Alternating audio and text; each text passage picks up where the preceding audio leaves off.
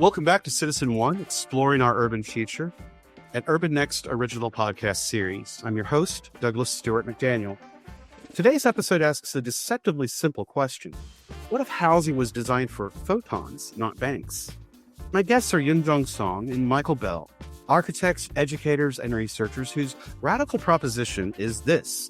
The primary constraint of housing in the 21st century is no longer land, money, or even labor. It might just be light. Their book, 8 minutes, 20 seconds, Housing After Banking, takes its name from the time it takes sunlight to reach the earth and uses that metaphor to reframe housing not as real estate collateral, but as distributed energy infrastructure. In a world where mortgage debt has shaped cities for over a century, Michael and Eunjeong propose an entirely different logic. Housing that harvests energy, zones by wattage, and performs like an open system rather than a financialized product. We'll explore what it means to design for solar exposure instead of square footage, how shadow becomes a design tool, and why manufacturing housing at scale may depend less on architects and more on data scientists and materials engineers. We'll also dive into their concept of the solar polis, a new civic imaginarium built around energy equity and planetary urbanism. Welcome, Eunjeong and Michael. Glad to have you guys here today. Thank you, Doug, for having us. We really look forward to speaking with you. So tell me a little about yourselves and what led you to rethink this whole architectural paradigm from the vantage point of solar exposure? Doug, thank you very much for having us. Doug and I have both taught and worked in the realm of what's generically called housing for a very long time. I began in the 1990s in Houston. But the question of housing, it does exist in the history of architectural education, really for virtually 100 years. It's not that people were in house before that. Generally led us to this was knowing a lot about the detail of housing law, policy, and economics over probably 20 years, and increasingly seeing how few people are adequately served. I'm also teaching at Pratt Institute simultaneously and also practice architect. Especially for housing, for me, it was kind of a long history, not necessarily like the way how Michael lay out. For me, was literally practice working in private farms. And then sort of joined the MoMA project in 2011. That actually, start for me is a major sort of a housing focus. To understand the whole economy of what happened in 2008. That was a sort of starting point for me. I'm still also teaching seminar for housing issue. And the major question is why housing is always problem. It's never been a not an issue. It's always been an issue forever. So I thought we should really think about something more different aspect of it, different point of view. So that was a starting point for me to sort of work on the housing. In fact, doesn't take being an academic to know. People intuitively know that housing is difficult. And housing is one of the fundamental drivers of net worth in the United States and, advanced economies. The discrepancy in net worth if you own a home versus rent is massive. We can get into that. But from one thing that we really do in the book, and this will come up later, the book is part history, part projection, part manifesto. Eunjeong mentioned 2008, an exhibition we were invited to do at the Museum of Modern Art under Barry Bergdahl and Reinhold Martin. But the book attempts to outline different eras around the term housing. And so housing is both, like a super generic term. It's a very specific term. It means different things in different decades, in different lenses. So the book spends a lot of time trying to say just what is housing. And by and large, the book is saying this, you asked what drove us to do it. After a lot of experience and an attempt to accommodate the status quo, imagine innovation within the way things operate, we increasingly found ourselves being much more candid, both to ourselves and publicly, that systems that produce housing are largely inadequate, if not they would possibly be extinct if they were not so backed up by federal governments and central banks. The book's sort of historical, like let's learn about this, and then it delves into being projective. And the projective part is serious, maybe a little gentle, but nonetheless bold too. Yeah. Yeah. You're hesitating to say that housing is broken. I haven't heard the word broken yet. Is that a bridge too far, or does that hit it? You're right. I did hesitate to say it. A very good friend and former collaborator in many instances, Roseanne Haggerty, the founder of Community Solutions, working in 80 plus communities around the country on homelessness, the United States, that is. Yeah, she will say the housing system is broken. She says system, and then she says broken. But I hesitate to say that, not because I don't disagree with that prognosis. I don't think Eunjeong does either, but there's an attempt not to enunciate that at the outset so much as allow people to begin to appraise it themselves. Yeah. Well, let's start with I want to get to the title of the book. And I really think before let's unpack the metaphor a little bit. And then I'd really like to understand the history of the financialization of housing through the 20th century, not just in the United States, but globally. What does this metaphor of 8 minutes and 20 seconds evoke for you? Is this, because we're talking about scarcity, we're talking about the abundance of solar energy and photons, but where did this idea come from through your research and your practice? It is not, personally, it's not really metaphor. It's something real for me. You're going to see in the book all the quantification. And I try to really make every single sort of unit. How do I actually measure energy, housing index, mortgage-backed security, every single thing that relate to housing that I try to really quantify at least. So 8 minute 20 second is, how to really measure energy. Its distance is kind of hard. It's really long. So we start looking at more like, the temporality is actually kind of good to measure. It measures sort of the, replenishable energy. And it's not really, it's fast, but it is always replenishable and renew. And it is large amount, and also it's never depleted.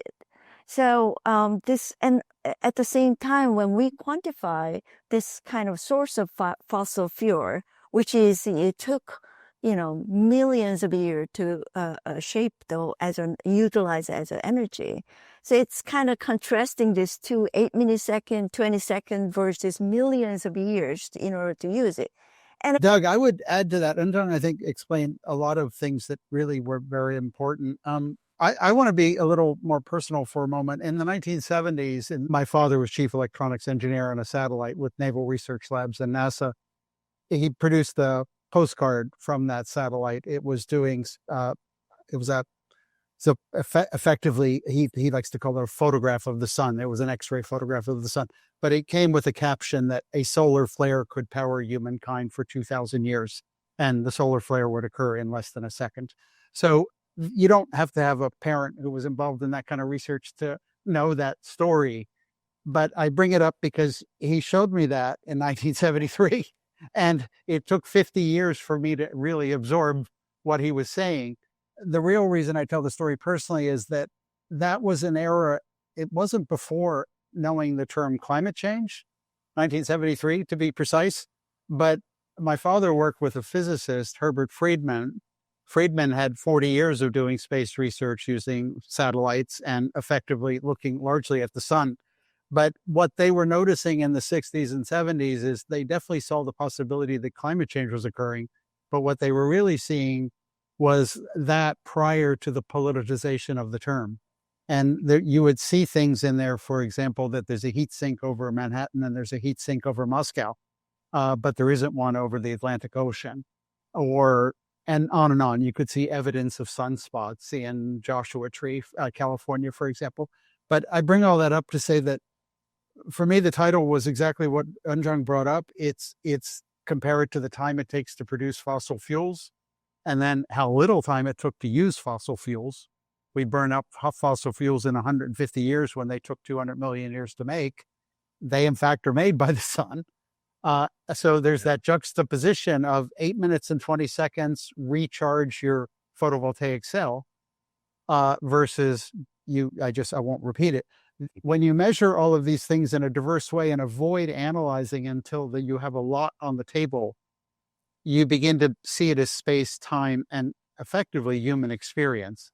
So I was going to end by just saying, for me, the thing about 8 minutes and 20 seconds as a term, poetically and scientifically, it's the persistence and the steady stateness of it. But the idea that this occurs automatically as opposed to the extraction of fuel from the earth. And I'm not advocating for it per se. We do in the book, but I'm not condemning fossil fuels. I'm more describing it's a different space and time. And we're both educators. So at some level, as much as this book is trying to make a proposal for people to possibly take on and build upon, we're definitely trying to open minds. Well, that helped me understand it, because you're not talking about ideology here. You're talking about material abundance.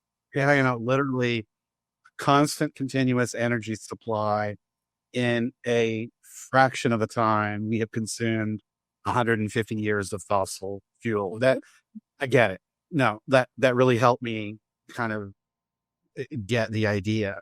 That's when we began to use the word abundance internally. And when we, in architecture, it's very normative to be shown a Renaissance painting while you're in school. It's very normative to be shown a Cubist painting. And it's very normative to have somebody diagram out relativity in some way that's at least possibly understandable.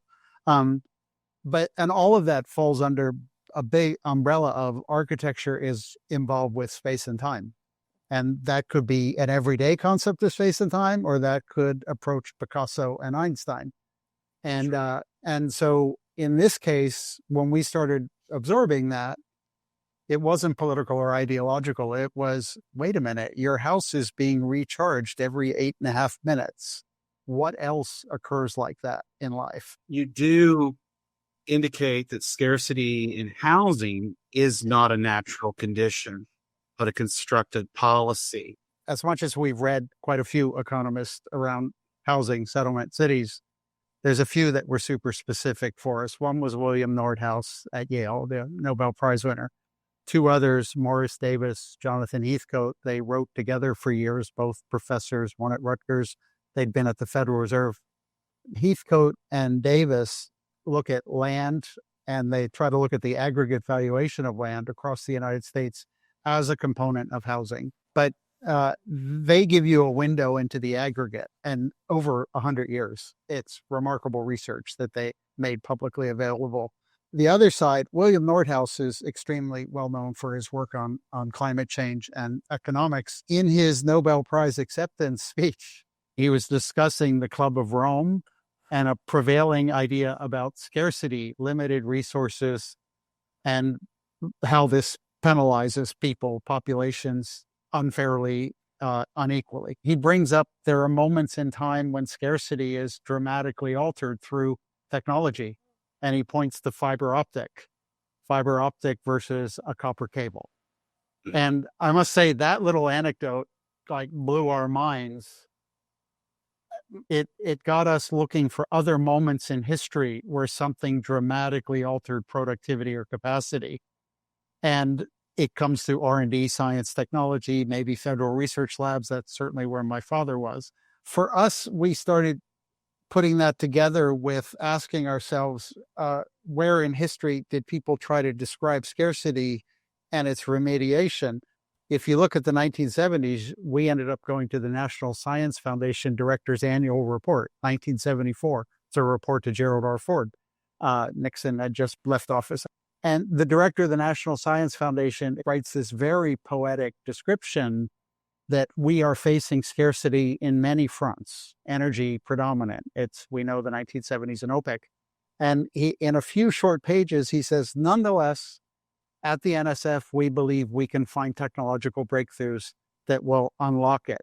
But it's a shocking statement to me and to Eunjeong, I think, because he does quite poetically describe fear and anxiety around not getting a breakthrough. And this is when Nordhaus is coming out of his PhD program. So I bring all this up because in the book, it's specifically chapter 5. We're really looking at this moment in the 1960s and 70s where science and technology are grappling with energy shortages and the beginnings of renewable energy, in particular solar, and starting not so much to say we need this because of climate change or because of greenhouse gases. They're just becoming aware that it's more possible. We keep asking ourselves, what if the building, in effect, didn't produce externalities at any level that was comparable to prior buildings? You'd have to look at that in terms of the manufacturing of the building and then the operation of the building, of course. So that's not rocket science or something other people aren't very good at. But there's some ironic things we took on because of our partners, Mike Pilliod, Will Sweeney, and others who came out of advanced manufacturing. Like, what if the embodied energy wasn't particularly so reduced according to materials? You could use glass, you could use aluminum, you could use titanium, but that you were using far less of it and you used it in ways that was dramatically recyclable.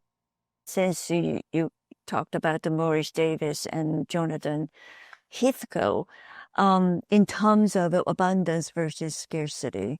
So when we look at, I mean, it is a part of our research. When we look at why housing cost is so high, but what we can do as an architect, and we look at this whole, in-depth research about this, structure that they actually lay out. So, for example, land versus structure, which is house, and then how those two things are really interrelated in order to make the housing cost.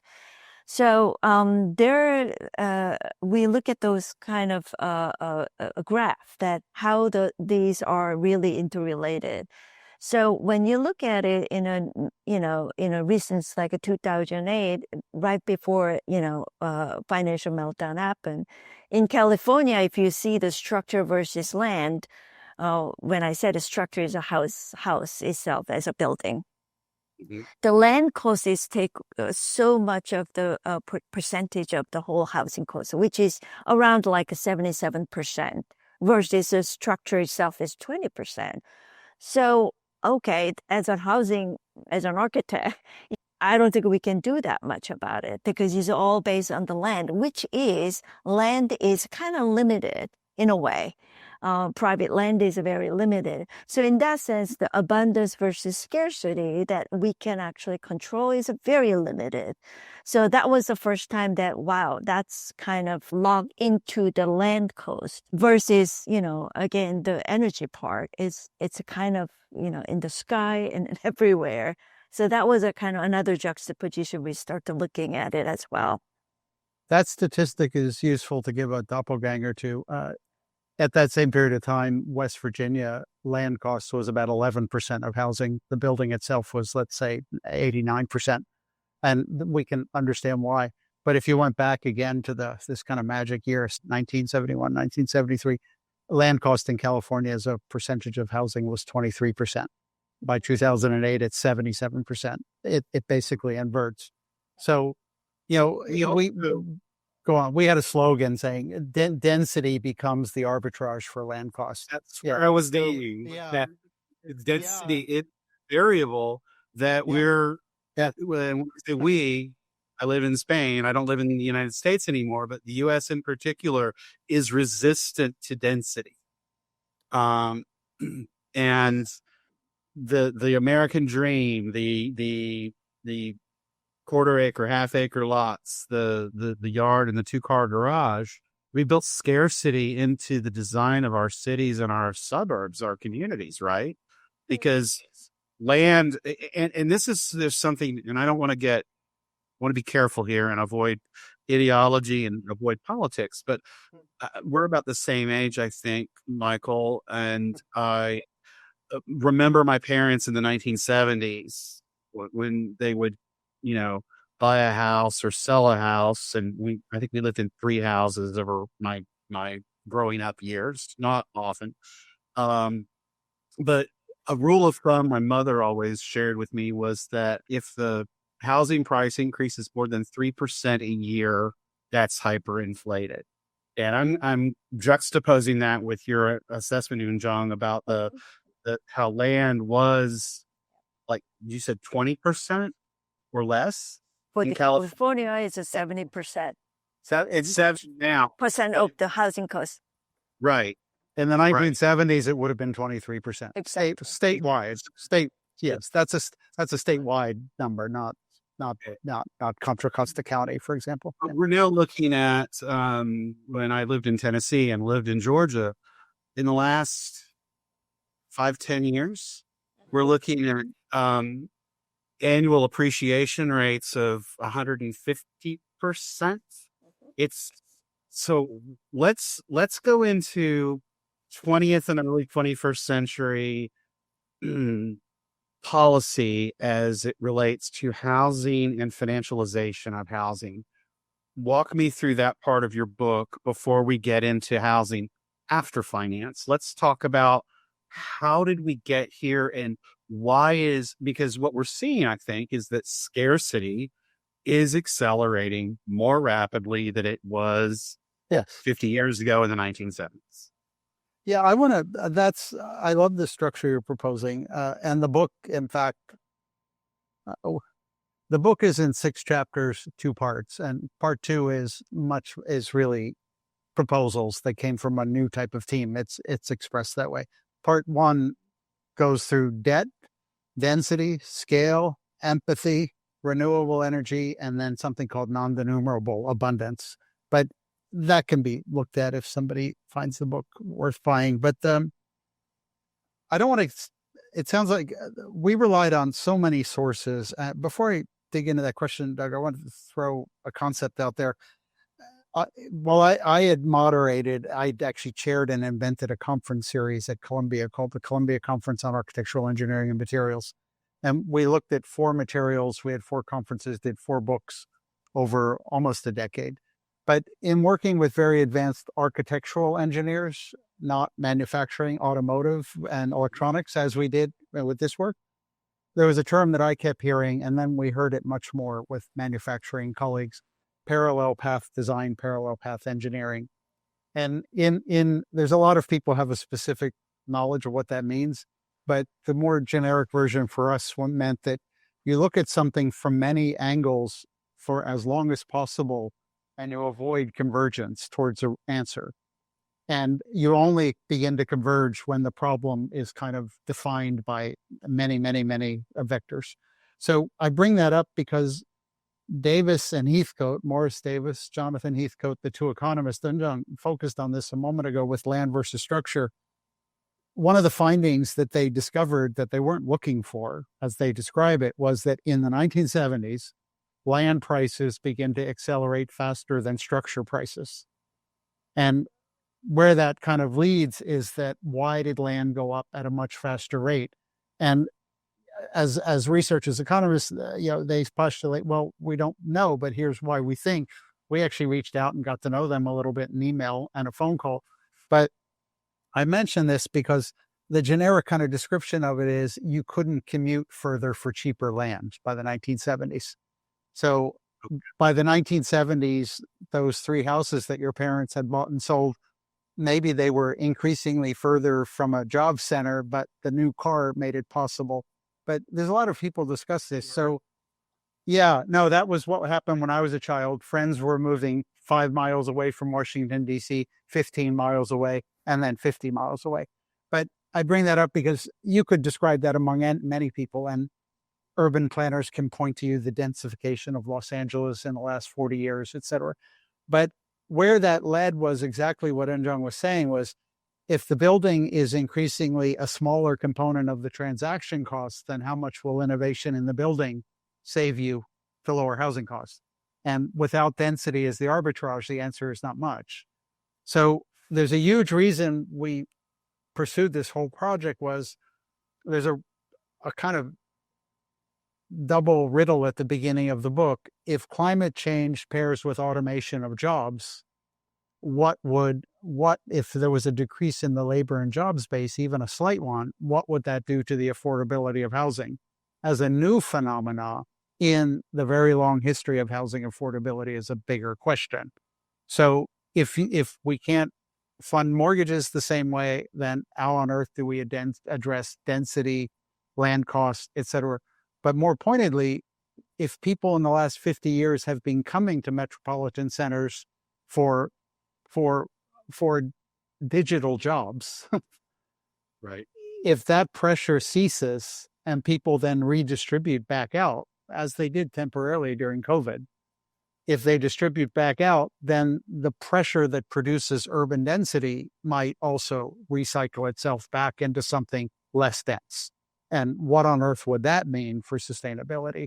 So as much as we propose some ideas about that, it's just a huge question. The densification that we saw around the Industrial Revolution, that we saw in China in the last 35 years, I think China did more urbanization in 30 years than Europe did in 100 years. I'm sure it's much faster than that, frankly. But so the book is wondering, what if we kind of found ourselves de-densifying because we didn't have the jobs to sustain high land costs? So we could go into that. Yeah. But also, I think when you were saying about 70s, and I was not here, actually 70s, but I read a lot of history about the economy in the 70s, which is housing was, it was a very difficult time after post, Bretton Woods. So it was a very sort of like a not really nice sort of economy. But at the same time, housing was not necessarily, up and down that much. So the housing index, if you're going to see the housing index, we usually use as a Case-Shiller index. It is more like based on the repeating sale price that you go back to look at the one house, that how much they resell, how much they resell. It is more like a technique developed by economists, Carl Case and Robert Shiller. So it is a very good index. So you can see that. And the 70s is kind of like pretty flat. And then ever since after, Reagan, got the Reaganomics, then it become way more, fluctuating. And people start to really, Yeah, you had 21% interest rates there in the mid 70s. Yes. True, absolutely. Yeah. But also in terms of the public housing or so, it was a very, no budget, so we cannot really make any housing anymore. So, but then, 2000 has become very much volatile. And then, now I start to looking at the mortgage-backed security. So it's not about the mortgage that you're lending, but at the same time, wow, again, forgive me my naivete at the beginning of when I researched, I didn't know it was actually they can invest and securitize this mortgage-backed security, and they can trading. And the amount of the mortgage-backed security, the daily base trading is enormous. So maybe we can start with something more house as a building, and it linked to the land, that prices become more fluctuating based on the housing costs.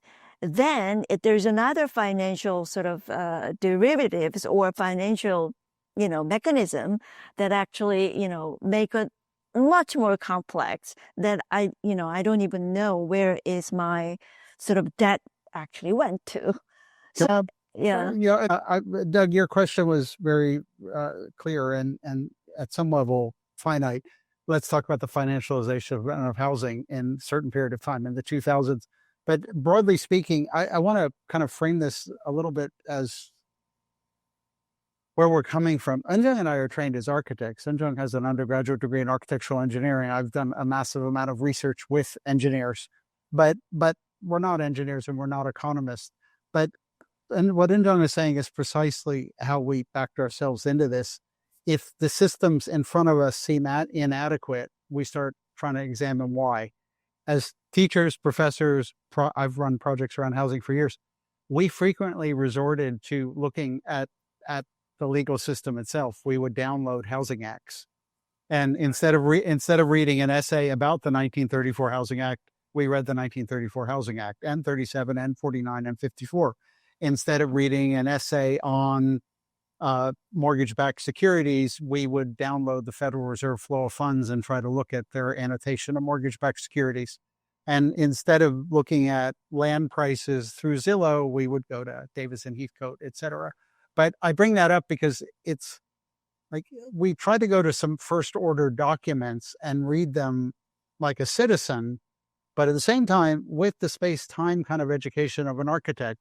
So what Eunjeong just said there was really, really important to this whole thing is if somebody says housing and you were a kid in the 1970s like I was, and it seems like you were, there's a presumption that it's probably always going to go up. And yes, you're going to pay through the nose for it. You might have a 17% mortgage, but don't worry, you can refinance later, or you could flip it and it's going to go up 10 or 12 or 14%. But what Eunjeong was enunciated is there, if you look at some of the data around this, in particular the Case-Shiller Index, which is another Yale professor, as one of the founders of that, I recall years ago, I think it was Robert Case saying that phenomena of housing always rising is only something that's true after the 1970s. And that through most of the 20th century, and in particular from 1945 to 1970, when Bretton Woods treaties come down, it actually bumps up and down 1% a year. And so you could go into a lot of detail in that if you wanted to. We tried to in the book. Eunjeong transcribed major political and economic events across the Case-Shiller Index for its life cycle from 1890 to today. But the general story that we're trying to make is that if you're young today, and by young I mean 20 to 60, and you think housing will just go up, thereby you can justify the leverage, the debt, and the struggle to acquire it, you might be mistaken, because for most of the last 100 years, it didn't always do that. And where it really accelerated was from 1974 to about 1986. It might be a little off on 86. There's a lacuna, and then it takes off again in the 90s, very steep, steeper than prior. And then in the 2000s, it takes off exponentially. So it didn't just go up in one line. And Eunjeong brought up mortgage-backed securities. That's an arcane term, generally speaking, but it's out there, and many people know what they are. They become 2 and 3 times the GDP. They grow enormously from the 1970s forward because the invention of financial derivatives and the trading them throughout world banks. So a mortgage in Georgia can be bundled into a mortgage-backed security and traded in Germany, if not somewhere else. But the other thing that we come up with, Doug, you mentioned financialization. Those things are obviously well understood by plenty of people. The more severe, and I'm going to say it, the more scary term, at least in 2008, was something less well known: credit default swaps, which is the subject of the film The Big Short, we mentioned that movie does an amazing job of taking an arcane subject and Christian Bale method acting his way through it. But But I bring that up because in 2008, I was trying to understand the scale of credit default swaps, but more so the fact that they were unregulated. Credit default swaps were banks hedging each other's debt in a way that was essentially recorded but not regulated by the Federal Reserve.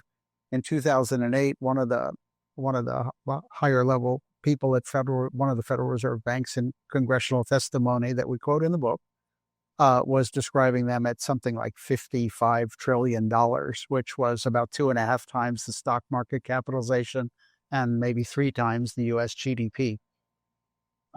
Without telling side stories, I had dinner with a high-level financial person during that period, and he was describing that if that had come to fail, it simply would have cataclysmically crashed the entire market. So mortgage-backed securities, if that crashes, that's a problem. Credit default swaps crashed, perhaps cataclysmic. I bring all this up not to be an economist, which we dangerously sound like we're mimicking, but more so to say that the more we dug into this, the more we thought there needs to be different ways to conceive of how housing is financialized, and less reliance on long-term leverage and debt, less reliance on central bank banking. And that's where the 8 minutes and 20 seconds began to really sink in was, wait a minute, renewable energy is not about sustainability. Renewable energy is conceivably of a scale, chapter 6 title, non-denumerable, something that can't be counted. And that's where we started thinking, I'm going to put this out there right now. Could renewable energy in the form of solar, in this case, become a kind of proxy central bank? Instead of securing housing as a when systems crash, the Federal Reserve uses techniques. We can go into that. Eunjeong did really precise work on looking at what were central banks holding in 2000, what were they holding in 2006, 10, 15, 20, and 25. And the US Fed, the top 7 central banks, and the top 10. But a very simple answer to your question is along the lines of the financialization of housing changes pretty dramatically over different swaths of the decades. In 1945, private debt held by American households was 18% of the GDP. 1970, it was 43%. In 2008, it was about 95%. And maybe it could go to 200%. There's people who would say, of course it could. But that's where we started asking ourselves, is the use of leverage this way normal? Well, it's been normal for maybe for 80 years. But even in that 80 years, it's changed a great deal. And what would the next 30 or 40 years look like? And if architecture is a small part of land and housing production, let's say California, then what is the role of architecture? I'm getting ahead of myself. You also asked about Murray Bookchin, which we should come around to in a moment. Yeah, but can I actually interject a little bit about the central bank that you were talking about? So it's not only about the individual debt, securitize, mortgage-backed security, all sorts of things that we learn, but at the same time, when 2008 happened, what happened, the way how the central bank actually interject. So if Michael mentioned a little bit about top 10 central bank in the world, in 2006 to 2022, that it was a start with $6 trillion, it's become $44 trillion, that they have to interject because they need to buy out liquid, assets or toxic asset or failed security. If it's not, they keep saying, big to fail. So that has become bigger and bigger. It happened in September 11, 2007, and not to mention COVID. And this is a kind of macroeconomic aspect of it, but also, as you can see that from the book, that we mapped it out, the individual as a person, how much saving is disappear, how much mortgage is so easy to, get the mortgage, and there's a gigantic, mortgage size of the mortgage numbers. So that's also kind of myriad of this kind of debt and the government aspect of it. That's sort of, pretty much housing is a very fragile system. Yeah, and I think that's a really good bridge point here to housing is a very fragile system. Let's accept that thesis, and I would love to talk all day about Big Short, and I always remember, I've referred to it before with you guys, is NPR's This American Life. They had this incredible episode called The Global Pool of Money that explained the credit default swaps and the CEOs, the collateralized debt obligations. Yeah. Explained how Moody's and Standard and Poor's were being compensated to rate junk as AAAs, so that they could be bundled into these tranches, sold to China.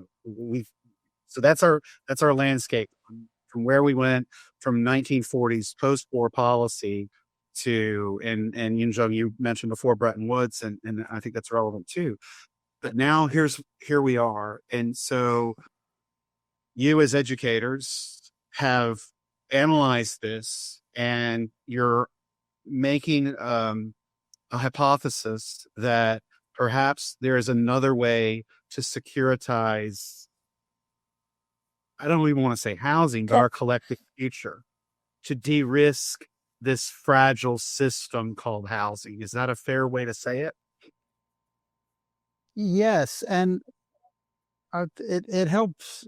I use this phrase, backing up myself too often, but we did not begin, and we did not begin with that as a goal. It became more apparent, and there's other sides to it. For example, when Eunjeong mentioned Bretton Woods coming down, and that's a whole topic itself.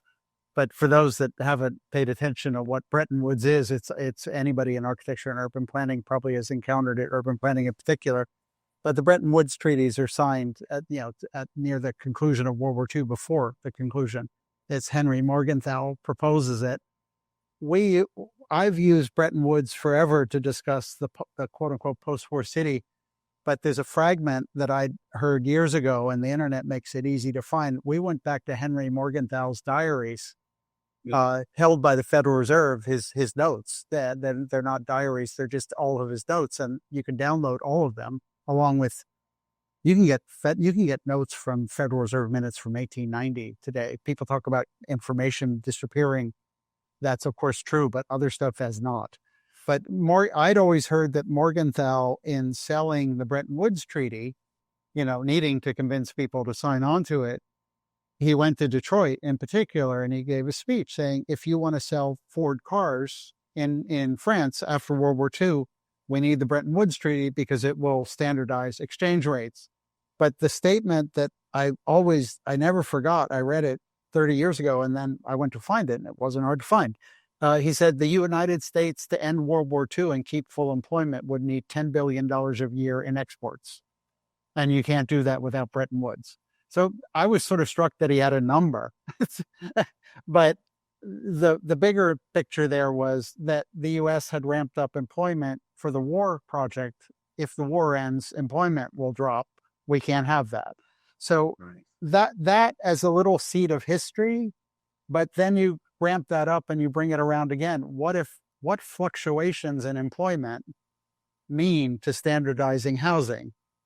And so the big question just starts to say, and this again comes back to, there's a 2015 paper William Nordhaus published that wasn't about climate change. He asked, it's a kind of a shocking paper. I don't know if he considers it shocking. We've never met him or talked to him, but he wrote a paper basically asking, is the possibility of singularity real? And singularity is like an arcane concept in computer science that people use. But the reason I bring it up is that there's a hypothesis that computing could become so inexpensive and simultaneously so powerful that it would begin, along with AI and machine learning, to supplant not labor, but the cost of labor. And so Nordhaus opens by saying, is this possible? Let me ask. It's worth reading. It's this 2015 paper, easy to find. But I bring it up again to say that very, very advanced thinkers, not through hyperbole or propaganda, but through economic analysis, beginning to ask questions that possibly would not have been asked 10 or 15 years ago. So if you put that together with the magnitude of the 2008 crash, which has been kind of assimilated and people think it was a black swan event, it shall not happen again. But Eunjeong mentions 9/11, 2008, COVID. Mm-hmm. And the numbers are, the central banks went from holding, I want to say the top 10 central banks went from holding a few trillion, maybe 6 trillion, to holding 43 trillion, all in the 21st century. So the question would be to a very smart economist, or 10 of them, can we double it to 86 trillion? Can we double household debt to 200% of GDP? And the question we started saying was increasingly no. That brings us around to then saying, what would supplant that? And that's where renewable energy, not through sustainability, because I'd love to go into that, like the 1987 United Nations Our Common Future report, which discusses climate change and renewable energy. But well, it would be saying something along the effect of, this was the super hypothetical question we asked ourselves, which is unanswerable. How much wealth did real estate and housing produce in the 20th century? We've tried to ask people, tried to solve that. It's not a solvable question, but what number is it? is it 5 trillion, 10 trillion, 40 trillion, et cetera? Housing today is worth about 43 trillion in the US. But then what is the valuation? 43 trillion in the US. Yes. When the last time we proofread the book, it was about 43 trillion is the aggregate value of US housing. But, in 2007, it was about, I forget the number exactly, 27 trillion. But if you went back to the year 2000, it was probably what, Eunjeong, 12 trillion? I think it's 18 or something like that. Yeah. We were tracing that aggregate value, which is a number that is difficult to ascertain. The Federal Reserve actually gets help from Zillow these days to do that. That's the kind of number that Davis and Heathcote were looking at. But since the middle of the 1990s, housing values fluctuate. If you're on the owning side, you generally win, and maybe win big. But household net worth in the United States begins to fluctuate wildly in the middle 1990s. And again, it might end up high. But where I was going with that was, if you begin to ask yourself the doppelganger question, how do you value as yet unproduced, untitled renewable energy? And that's where the second title of the book came from, Encrypting the Sun. If it is the value of renewable energy, how do you calibrate it to the value of fossil fuels? How do you calibrate it to the value of mortgage-backed securities? Or more broadly speaking, how do you imagine its ownership and generation?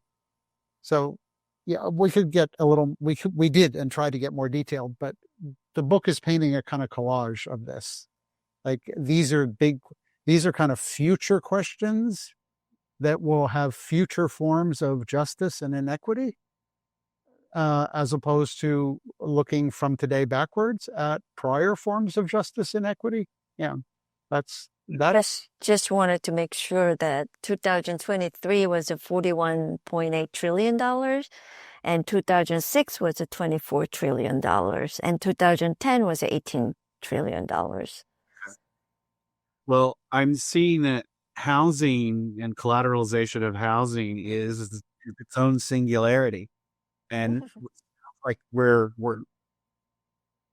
at 95% of GDP. Yeah. If I remember that number correct. Okay. Yeah. All right. So we have a problem. Yeah. And the singularity question is, super exotic, but not exotic for a certain group of people in computer science that increasingly believe it's possible. But we tried to move the book from exotic to everyday continually. So, for example, we looked at automation of labor. No one knows what the automation of labor might become. It's everything you look at is speculative and either extreme or less. But I bring it up because we finally landed on something from the Federal Reserve of Atlanta. They were looking at something called opportunity employment and the potential for automation. Opportunity employment is a job that does not require a college education, that nonetheless pays above national mean income. And these are, for many, many people, these are fantastic jobs, but they're also in many cities 20 and 30% of the job space. So the Atlanta Federal Reserve was saying, well, what if those jobs took a hit for automation? And that, that's where we go from something exotic like labor and singularity to something more realpolitik, like opportunity income is 26% of Tucson's jobs. And so the answer that is definitely in the next 10 years, there will absolutely be a problem. And that financialization of housing as we know it, the attenuation of it through all of these derivative instruments, and then finally back to the house of finite. You would argue that there's a finite limit. There's an event horizon that we're going to hit. And I don't mean, I like to be exotic and provocative. So no. When you say event horizon, I think of René Thom and catastrophe theory, and or Gilles Deleuze and Félix Guattari talking about calculus. Yeah, or Sanford Quinter talking about events. No, absolutely. But for the sake of anybody listening, the book builds up to these questions. It doesn't begin with them. And the book is, we tried to write in the book. Have to keep you awake at night. Yeah. Yeah. We haven't really talked as architects yet. And No. I want to throw in a term here, because let's say we said something, housing is worth $43 trillion, et cetera. You brought up density earlier and your childhood homes. In the U.S., the census divides housing. This U.S. census is divided into 4 regions. And if you look at the U.S. Census, and Eunjeong's a specialist on this more than I am, but it's the southern region of the census. It's actually the south region, not southern, but the south region of the census. That area has outperformed the West, the Midwest, and the Northeast in terms of housing production every year since 1970. And the greatest outperformance was about 700% just in the last 5 or 6 years. And as we know, that's single family houses. There's 80 million single family houses in the United States. It's out of 135 or 40 million housing units total. It's the lion's share of housing, but it's also the lion's share of the last 50 years. So it's a very interesting question to start to ask yourself, what is the future of that? And we kind of fell on 2 sides of it. On one sense, it appears to be non-sustainable by most people's theories. But if we switch to electric cars and some solar panels, maybe less so.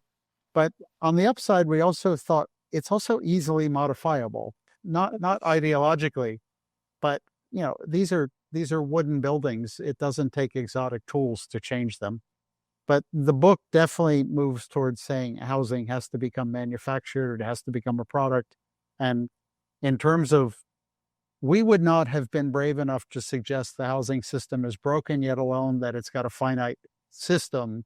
We might have said that as a hypothesis, but while we were simultaneously designing with partners from advanced manufacturing, alumni from the biggest tech companies on the planet, we were beginning to see something far beyond prefab housing, something much more manufactured that was fully embodied with energy production, renewable energy production. Then we began to imagine we could dramatically drive down the cost of producing housing. We could dramatically increase its recyclability. We could dramatically increase the renewable energy yields. And maybe the future arbitrage is manufacturing costs versus energy yield. And we increasingly began to believe that was possible. So it was a mixture of like innovation and creativity versus critique and analysis. Yeah. And you're looking at this from a perspective of how do we create new asset classes. I watched a YouTube the other day of a modular build of eightplex apartment building. Yeah. I think it might have been in the South. I don't really remember where it was. And that fascinates me because it was a 2-day build of an eightplex next to a highway. Okay. Of course, they were factory built, but modularity, and it's, I agree with you. I think it's an oversimplification to just talk about prefab and modularity as kind of a panacea, but it's a step. It's a step to say, as a homeowner in the 1990s, I want to buy the single family home. Maybe a new securitization is I want to buy a duplex, a fourplex, an eightplex that has an energy upside that I can securitize and build my retirement off of. Again, your book and your entire hypothesis is not the sky is falling. It's how do we think about new models for securitization of housing and energy abundance, as you guys said earlier. Right? Can I sort of try to really slightly differentiate modulation versus advanced manufacturing that we're trying to achieve? Modulation in modularity in architecture has been kind of forever. But I think when we work with Michael Pilliard and Will Sweeney, we start to learn it's not so much about the shortening or, working under the factory, that's kind of a little too, kind of little superficial in a way. So we wanted to go back a little bit more in detail. So I think one of our colleague, Michael, said, in the modularity or in architecture, it is more like you kind of assembled whatever that it actually happened, or there is existing, technology or tool. But in advanced manufacturing is slightly different. They actually design the tool before even design the overall sort of shape or overall house or overall, car. So I think that's a fundamentally different aspect of the thinking. And also, in order to make the tool, you do need to have a lot of investment in terms of the research and development. So it's a slightly different. And I do think, learning from the, car industry or even everyday product, for example, like can of Coke. So they actually, as the lead versus body is a very different type of alloy, aluminum alloy. So is it, have we been done that in architecture, that material is actually articulate based on the efficiency or, as you said, de-risking the whole investment. And that's a kind of a slightly different than modulation, I think. So I think modulation is necessary and it is absolutely positive, but I think we should really jump up to the next level, which is we call advanced manufacturing. Yeah, I'm not inventing these terms, modular architecture, No. modularity, obviously. So I don't mean to give the impression, but both of us obviously trained in architecture and lots of exposure to amazing engineers over the years. But what Eunjeong is describing is, I had done 4 books, one on glass, one on concrete, one on metals, one on polymers. That was through Columbia. And each of those books focused on material. And as the chair of that project, I was very curious about trying to get architectural education and discourse not to accept materials as a kind of legitimized conclusion. Here's how you size steel, here's how you size glass, but to delve into materials as material science. And so we work with great people to do that. But frankly, I never got as far as I wanted. I had a call out of the blue from someone who had the book on glass and was, in fact, a material scientist with a specialty in ceramics. And so I bring that up because the more we delved into that, it was a kind of eureka moment of like, finally, we're working in material science, not materials. And we're not working through zoning and code around the use of steel versus glass versus polymers as legitimized and as tested. But now we're more in a kind of skunk works where somebody is telling us, how do you chemically temper glass? I knew how to heat temper glass. I didn't know how to chemically temper glass. So I bring that up to say that got us into material science. But what that group of partners and collaborators got us into also was realizing that a company like Apple is both designing things and then solving them technologically, but also inventing new tools that then allow the designers to think of a new product. The first iPhone had a plastic screen. Chemical tempering glass came later. So that's where, and then I want to put something out there very elemental, really. If you go over to an engineering school, they'll have a civil engineering department, a mechanical engineering department, and then others, nuclear engineering. But we tend to think of prefab and architecture in general, even though there's a lot of thermodynamics in architecture, it's called mechanical engineering. And even though there's a lot of physics in architecture, it's called structural engineering. And it gets legitimized into kind of known pathways and moves away from being physics or chemical engineering, not to mention manufacturing. So, but to be very explicit about that, I did a very complicated steel and glass house that was built 15 years ago with great engineers. What we started proposing here was chemically tempered laminated glass with interlayers that control UR and IV. And we started imagining, could we liquid heat and cool laminated glass and not have an insulated glazing unit that's 2 layers of glass, but instead have one piece of laminated glass that becomes a heat and cool sink. And whether or not that's feasible is another question, but that's when we really began to understand, to do that, you need material science and chemical engineering, you need advanced manufacturing, but what you really need is time and R&D to try to ramp something like that up, because that's not available by the current market. And and and to again be kind of realpolitik about it, it caused us to look at R&D and housing. And R&D and housing, we think, based on our research, it happens in the products. The top 10 home builders in their SEC reports don't list R&D as separate. We double check that. Somebody might correct us and say they do now. That doesn't mean they don't do R&D, but they don't call it out.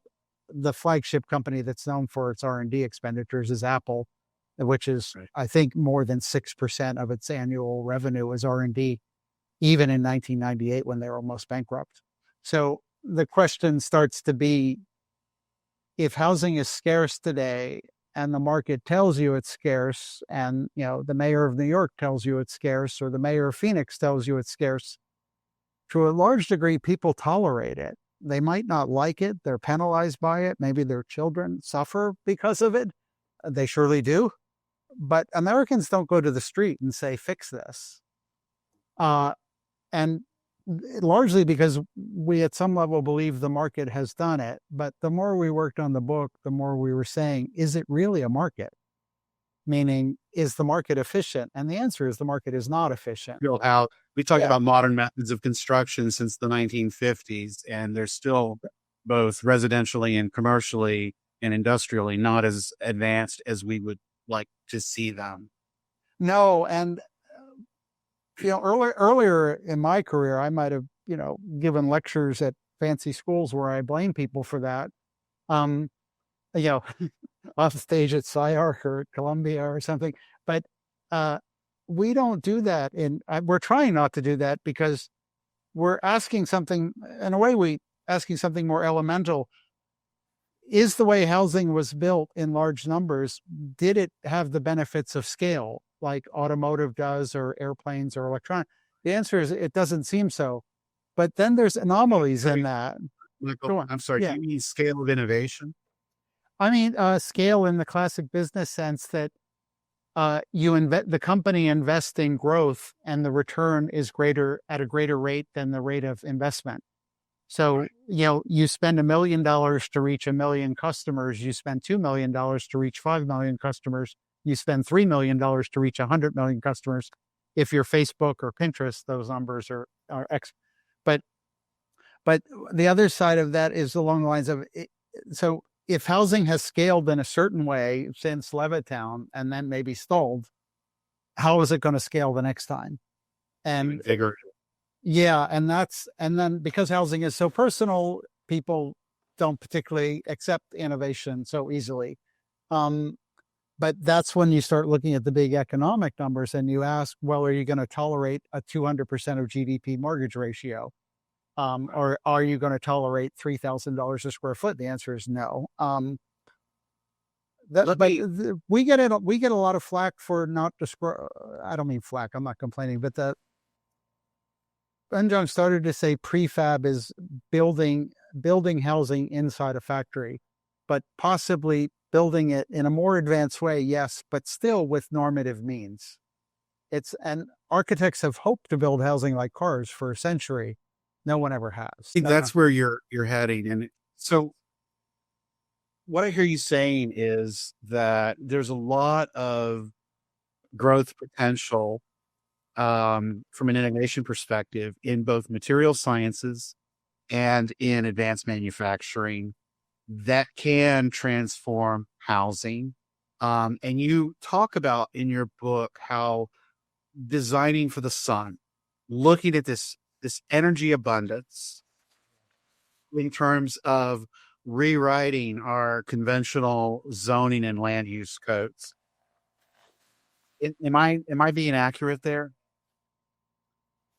You are. And Yeah, there was a question early in in notes that we obviously shared. Is the book a working model, a manifesto, or I think critical fiction? I want to go back to that for a moment because we both really appreciated that question. I'll speak for myself. I never felt confident writing a manifesto, but I've had friends who prompted me to do it. My good friend Eric Adegard was one of the lead designers of Wired magazine in their first 5 years. And Eric often said, Michael, you're writing a manifesto, but not calling it that. But I bring that up because both of us settled on, I think, what was the first term, Eunjeong? It's a working model. I bring that up in response to your question, Doug, because much of what we were trying to do was frame the questions that have to be newly solved, and trying to bring people into, being more willing to look at them differently. So, for example, designing for the sun, does it rewrite conventional zoning or land use? The answer is it does. The answer I'd say is it does. There's a couple pragmatic things that we point to in the book. One of them is the Andlinger Center's document, Net Zero America 2050. It's a Princeton University organization called the Andlinger Center. Okay. Maybe a 500-page document, largely written by scientists, describing that if the United States were to be net zero by 2050, its power grid and energy sources would possibly be X, Y, or Z. And they literally map out alternatives. Depending on how you view it, it's a completely different source and a different origin. The question that follows is, do we move to the energy, or does the energy come to us? And loss of energy in transmission is, of course, a huge question there. But I bring that up because land use and zoning, like land use is a big, statewide term. Zoning is obviously similar, but if you go back to the origins of the term zoning, it's a kind of municipal metropolitan term. How does Birmingham, England deal with itself, or rewriting tenement laws in the 1890s in New York? Those terms, I don't want to dismiss them in any way, but throughout the book, we kept wondering if there's future terms. And so, for example, if a flood of people have come to New York City in the 1860s, and the result is exploitation of real estate and tenements that has to be solved remedially, the only person that can do that is the state. So zoning becomes an apparatus by which the state tames real estate. In this case, we're imagining a kind of a decentralized renewable energy grid that originates from people's homes. And if people are less employed, then maybe they're in fact more scattered than they were in an urban era. And then you have to kind of ask yourself, does a newly scattered population damage the earth in the same way that it might have done during Levittown or before? But in general, we're kind of, we didn't propose a new density, not in this version. We instead were speculating about a newly distributed population that's in fact less dense than the current one. But maybe they're closer to the energy source, and maybe their buildings don't damage the earth, even though they're low density. And we get specific about how and why we believe that. But there are plenty of scholars out there who understand urbanization versus rural conditions and the transformation. And depending on how you look at time, it varies. But the United States was largely rural as recently as 80 years ago. Yeah. And it's rather shocking to think how short-term the deeper urbanization of the U.S. is. And then to imagine, would it be possible to begin to undo some of that urbanization? But also it's the suburban, area in terms of the zoning. When we worked on in a Museum of Modern Art project that was happening in 2011, we were invited, including other 4 architectural firms, to address the, housing issue after a foreclosure in 2008. And at the time, we were sort of given, we can choose the site. It was a Temple Terrace next to Tampa area in Florida.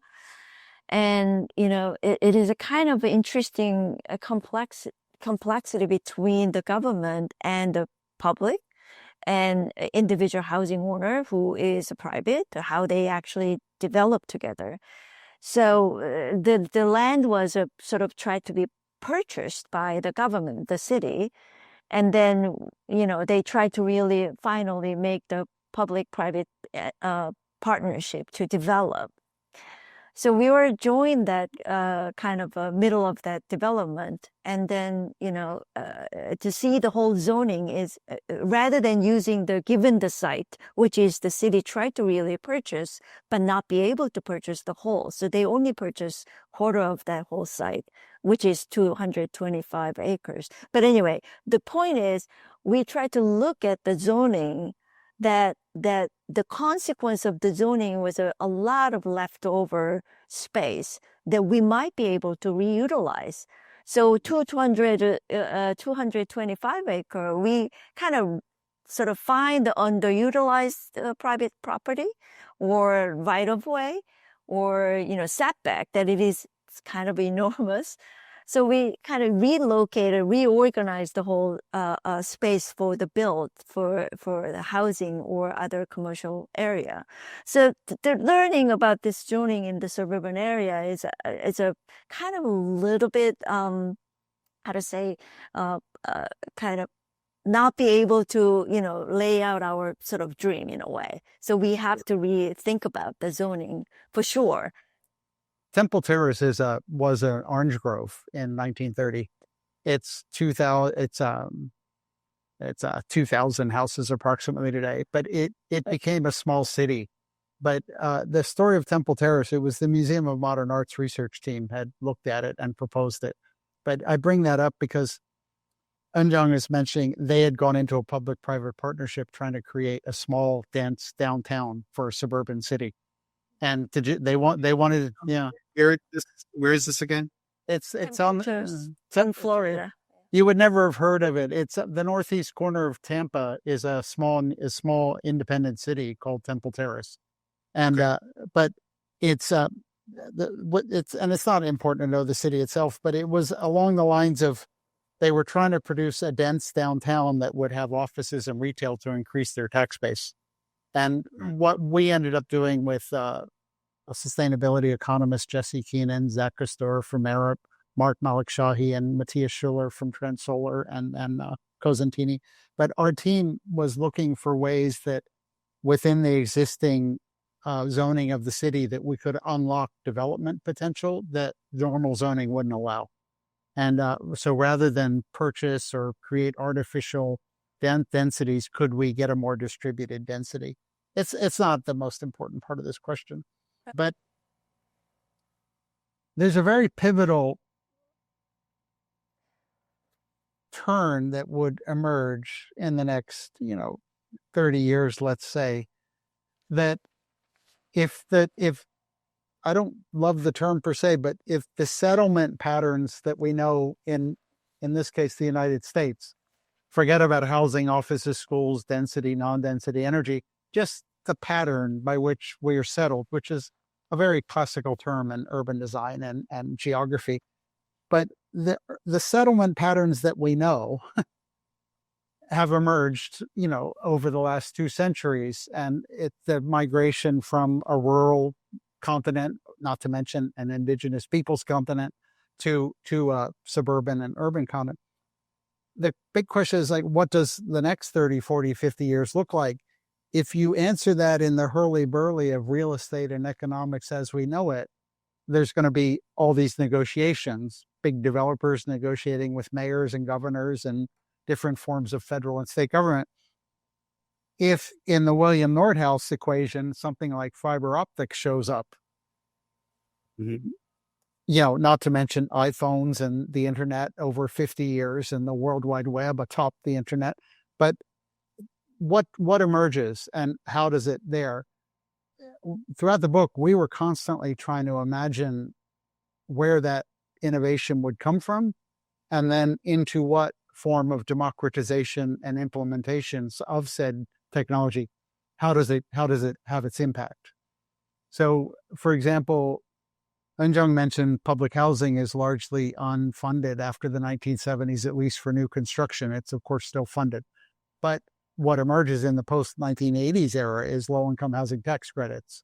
Very different strata of housing, different income groups, different methods. Community development block grants. Yeah. Community development block, but largely speaking, it's an IRS tax instrument.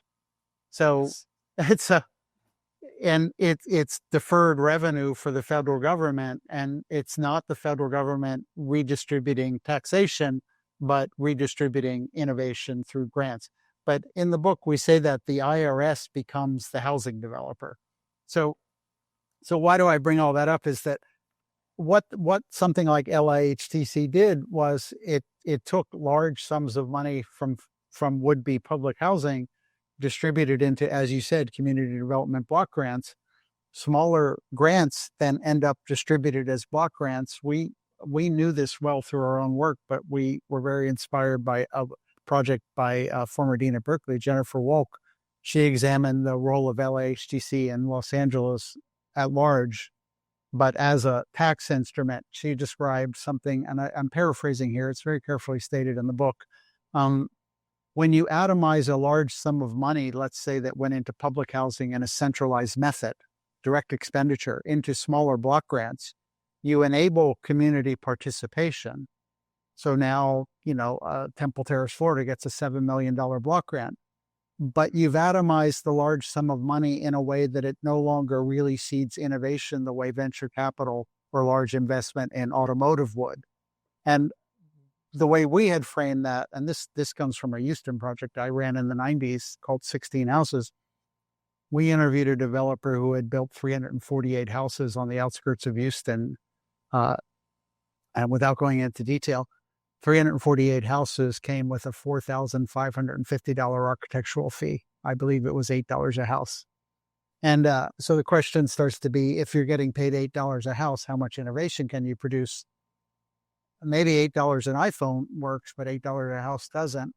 So where we're going with all that was, like, housing is a very socially critical question, and its future gets described and negotiated through an arbitrage of pretty normative paths.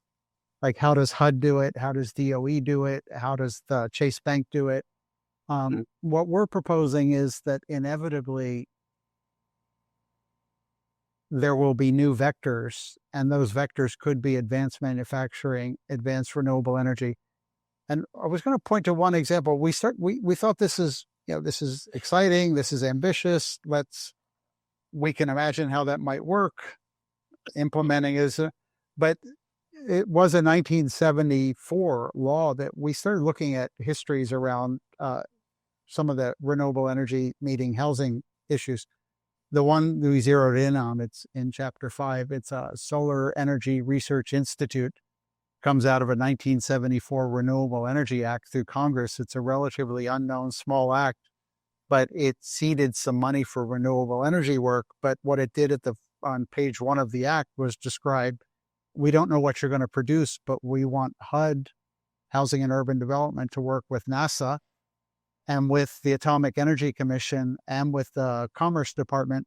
It lists 5 federal agencies that would link together with someone from the White House, entity number 6. But the argument that was so exciting in that law was you find HUD being ordered to produce a project with NASA. And if you look at NASA circa 1973, they're doing things like using satellites to figure out, radiant temperatures of the oceans. They're not declaring climate change as a problem to be solved, but they are understanding that the ocean temperatures are changing. So that's where a term like zoning for us is the real politic of things. How would Congress write zoning if they were looking at rooftop temperatures versus water temperatures versus earth would you even still call that zoning? Well, you're quantifying advanced research into, it may be new housing typologies. It may be advanced materials sciences, but you're looking at a whole new way of incentivizing not government, but the market to stimulate the Apples of housing, the Samsungs of housing, to rethink not just the structure and the materials, but the entire equation of energy production. Yeah, yeah, Doug, you just you unlocked that beautifully. There's a, we went back to the term sustainable development is ubiquitous. It's a bit overused. Well, we both started asking ourselves, when did we first learn the term, and what do we really know about the term other than lots of details? But we found ourselves actually reading for the first time fully, the 1987, I believe, United Nations document, Our Common Future. One of the major parties of the UN, his name is the title of that. But I bring it up because in that document, there's a description of what sustainability means. We can go into that, but what does sustainable development mean?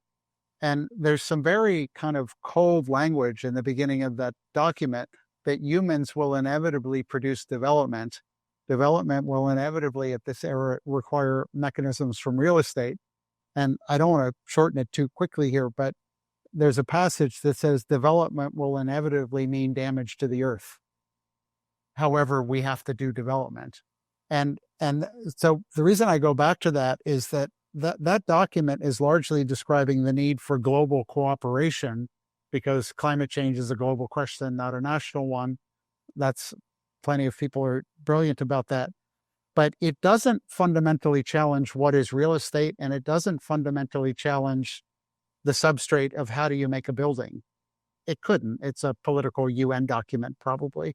But I bring that up because if you rewrote that document today, and certainly there are versions of that, I guess, if you knew more about heat sinks and materiality, if you could do a higher level of computational analysis of the way buildings get cooled and warmed, we found ourselves looking at heat sinks.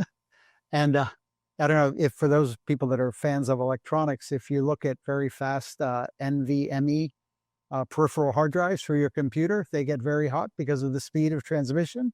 And there's a beautiful one out there. OWC makes a little peripheral holder for an NVMe drive that's basically a simple heatsink. But you could imagine buildings. There's a company that we spent a lot of time looking at. We reference in the book also Vulcan. I think it's called Vulcan Forms. They're doing metallic 3D printing. I think they're $800 million of venture capital into their project.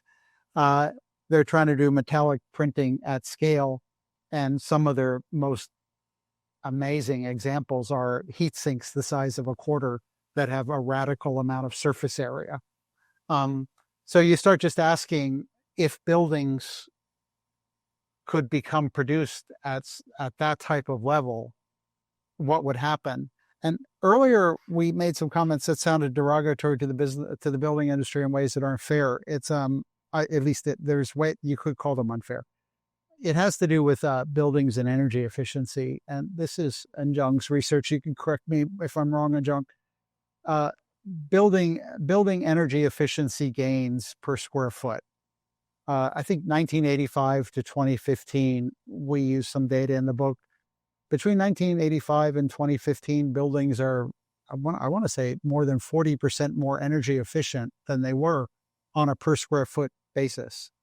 Buildings got larger, so negated that.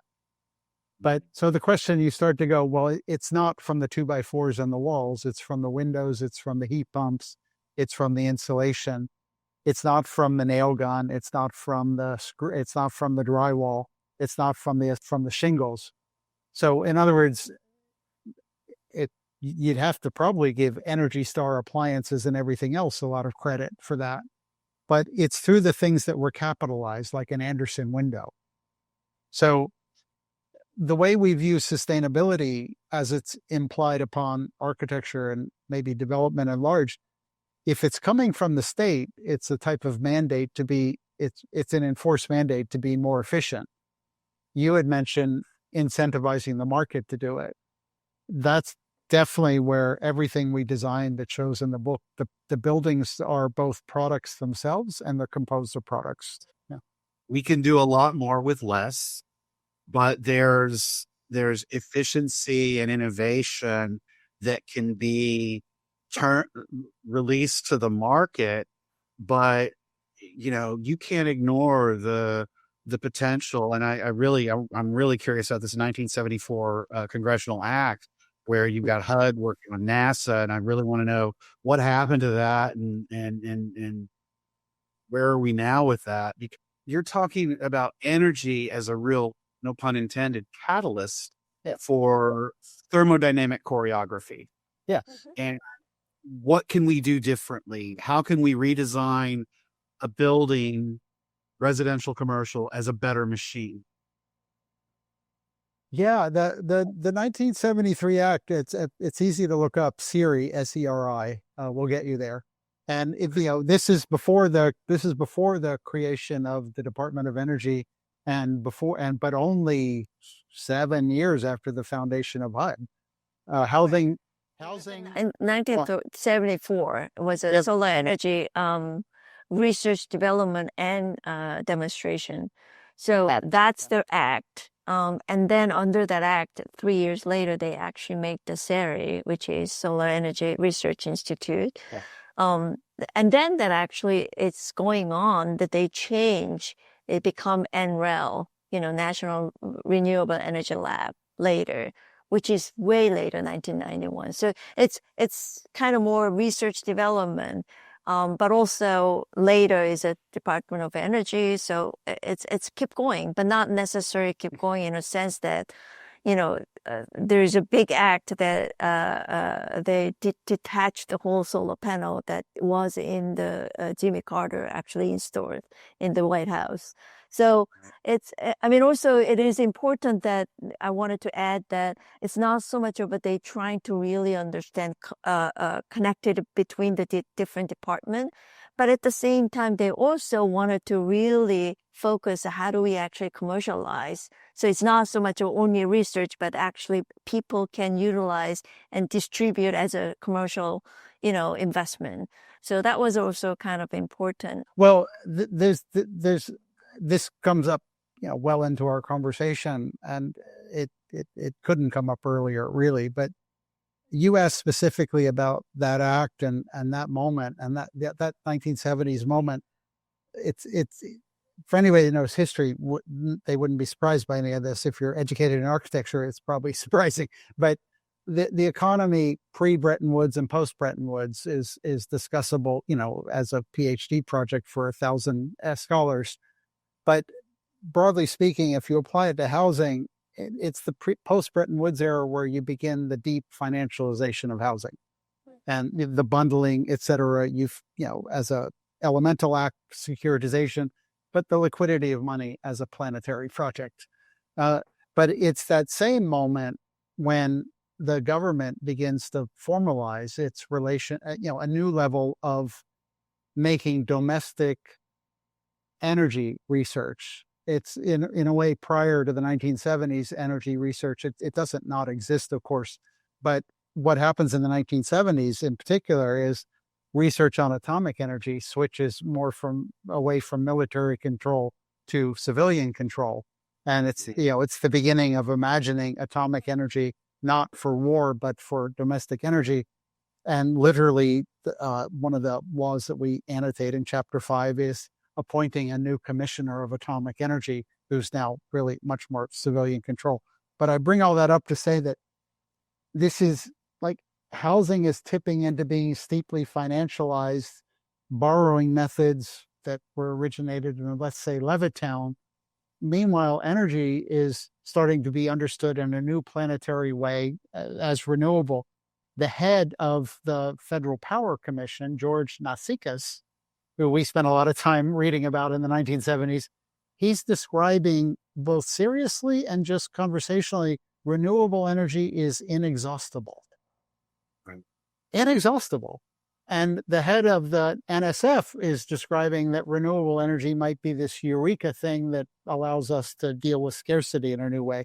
But I bring that up because that's what got us thinking in this riddle of, well, markets to produce drive, how scarce or not scarce can something be? Like availability drives price. When I was a kid, we got water from a utility. We didn't buy it in a bottle. It was effectively free. Electricity, less so, gasoline, less so, and then, steak and diamonds, of course, differently, vacations in San Tropez, differently. If renewable energy is inexhaustible, how do you create a market for it? The market is really going to not be driven by the renewable energy, but by the instrument that intercepts the renewable energy, the photovoltaic. Which Right. is, and the structure supporting the photovoltaics. Yes, no, photovoltaic is a form of spectroscopy, light penetrating matter. So you have to do the science. But Eunjeong is another piece of very early work that you put out there, Eunjeong, was the price of photovoltaics over 30, 40, 50 years. They, of course, decline. The cost, if one uses a photovoltaic, the cost of the photovoltaic per watt of energy harvested, 1977, it's $77 per watt. In 2015, 53 cents per watt. Wow. Yeah. And so those 1970s laws saying, let's get the federal government behind trying to help the market do this. It's too risky if we don't help the market. But what got us thinking is that decline from $77 to 50 cents over 30 something years, it's increasingly a logarithmic decline. The rate of change slows. The implementation is for a period of time exponential, but the question is it's really a mathematical one and a business one. If can a logarithmic change on one side instigate an exponential change on the other? The answer seems to be no, I think. So where we started wondering was it can't just be photovoltaics added to buildings. The whole building has to be an energy instrument. What I'd like to do is Michael Bell, Eunjeong Song. Your book is 8 minutes, 20 seconds, Housing After Banking. We're going to, just thank you guys for spending this long on this. And we're going to wrap this episode, and we're just going to continue on here in a few minutes and start up with part 2, where we're going to actually talk about exactly what you said, which is integrating the spectrum.